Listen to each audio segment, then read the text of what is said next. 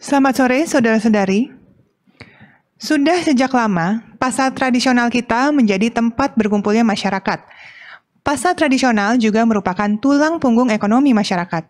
Bahkan, beberapa pasar tradisional legendaris seperti Pasar Beringharjo di Yogyakarta, Pasar Klewer di Solo, Pasar Johar di Semarang, Pasar Sukawati di Bali, dan banyak lainnya menjadi lokasi wisata sebelum pandemi ini. Dari hasil survei profil pasar tahun 2018 oleh Badan Pusat Statistik atau BPS, ada lebih dari 14.000 pasar tradisional di Indonesia, atau sama dengan hampir 90% dari seluruh jenis pusat perdagangan yang ada di negara kita. Namun Bapak Ibu, saudara-saudari sekalian, kita harus berhati-hati karena pasar tradisional termasuk tempat yang rentan terjadinya penularan virus corona atau COVID-19. Banyaknya orang yang datang dari segala penjuru kota seringkali menjadikan pasar penuh sesak. Kebersihan yang kurang terjaga dan standar sanitasi dan higienis yang belum ketat membuat pasar menjadi tempat yang beresiko. Berdasarkan pertimbangan itu, pemerintah daerah merasa perlu menggelar rapid test di pasar. Dan hasilnya, menurut Ikatan Pedagang Pasar Indonesia atau IKPPI, lebih dari 400 pedagang di 93 pasar tradisional telah terinfeksi COVID-19. Namun, saudara-saudari, seperti yang sudah saya sebutkan di awal, masih ada belasan ribu pasar lainnya yang tidak melaporkan kasus positif COVID-19. Bahkan di antaranya sudah disiplin menerapkan protokol kesehatan dan melakukan sosialisasi yang masif untuk memutus mata rantai penularan COVID-19 di pasar. Beberapa pasar menjadi contoh penerapan adaptasi kebiasaan baru dengan mempraktekkan protokol kesehatan yang baik. Misalnya di Yogyakarta, diberlakukan kawasan wajib masker di pasar. Pasar Bukateja di Purbalingga, Jawa Tengah, membatasi lapak antar pedagang dengan partisi atau pembatas plastik. Para pedagang pun mengenakan masker dan pelindung wajah atau face shield. Sistem pembukaan kios di pasar dengan bergiliran akan dilakukan di Jakarta. Rencananya mulai 15 Juni 2020. Sedangkan upaya menjaga jarak di Pasar Salatiga dipraktekkan sejak beberapa minggu yang lalu. Pasar Bendo Trenggalek membatasi jarak antar kios dengan plastik transparan dan menjual menggunakan sarung tangan plastik atau face shield atau pelindung wajah itu tadi. Meski baru uji coba, langkah ini perlu dipuji dan diikuti. Di beberapa pasar di Jakarta, petugas parkir membatasi jumlah orang dan kendaraan yang masuk agar penjarakan tetap dipraktikkan. Bapak, Ibu, Saudara-saudari, tes massal yang dilakukan di pasar, apabila ada pedagang ataupun pembeli yang ditemukan positif, maka pemerintah daerah akan menutup pasar untuk sementara.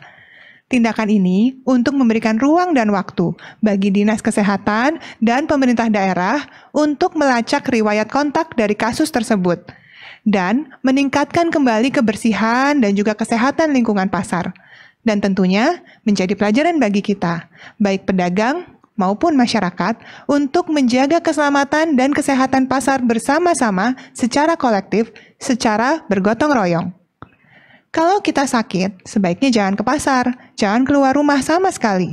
Dan apabila kita sehat, kita harus ke pasar, tetap mempraktekkan jaga jarak. Harus pakai masker dan selalu bawa cairan pencuci tangan. Atau pengelola pasar biasanya akan menyediakan tempat cuci tangan yang ada sabun dan air mengalir. Kemarin saya sudah menceritakan kalau mencuci tangan bukan hanya membantu melindungi kita dari COVID-19, tapi juga dapat membunuh kuman penyebab penyakit lainnya.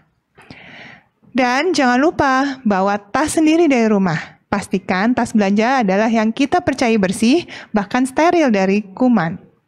Setelah sampai rumah, praktikkan protokol pencegahan dan perlindungan anggota rumah tangga.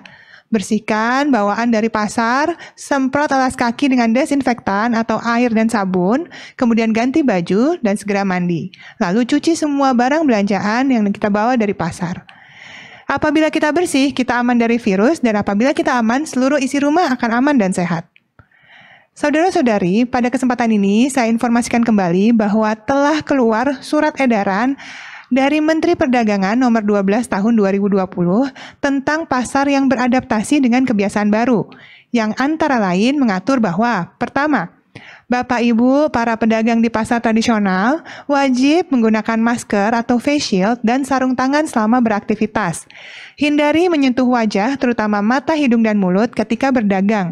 Apalagi menaik turunkan masker dengan tangan yang kotor. Ingat, cuci tangan sesering mungkin. Kedua, Bapak Ibu pedagang hanya boleh berjualan jika memiliki suhu tubuh di bawah 37,3 derajat Celcius.